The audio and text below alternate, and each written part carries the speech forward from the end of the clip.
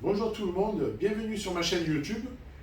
Je m'appelle Thomas Arcet, je suis directeur associé expertise comptable cabinet AS Conseil Expert à Mogio.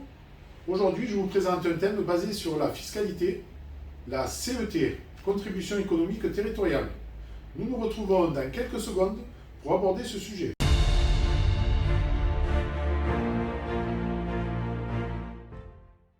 Je suis ravi de vous retrouver.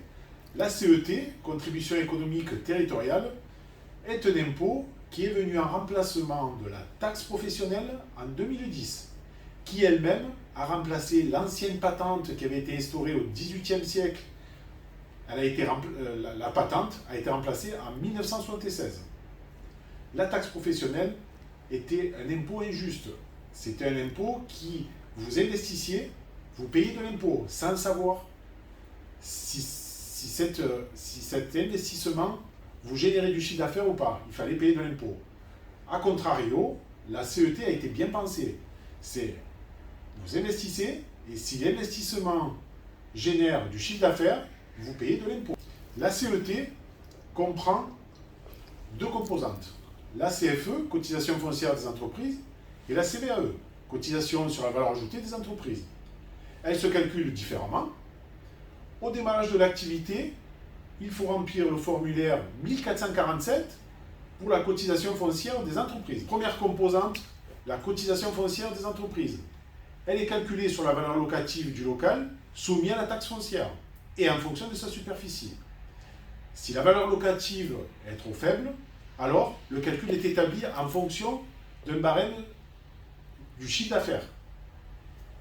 Les entreprises sont exonérées de la cotisation foncière des entreprises la première année et elle est payable au 15 décembre de l'année. La deuxième composante, la CVAE, cotisation sur la valeur ajoutée des entreprises.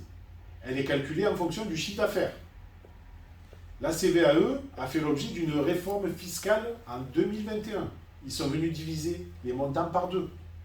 De 0 à 500 000 euros, on reste toujours sur la même valeur, montant à payer 0.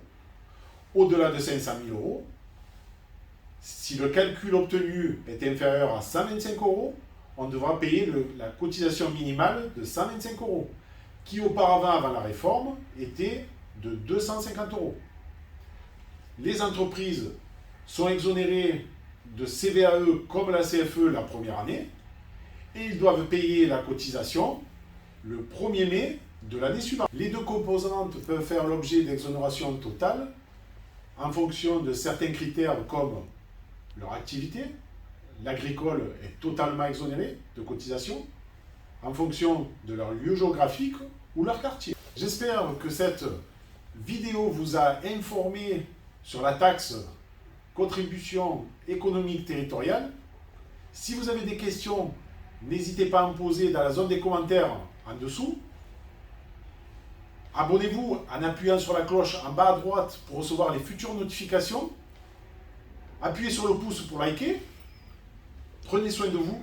Je vous retrouve mercredi prochain. Passez une bonne semaine et au revoir.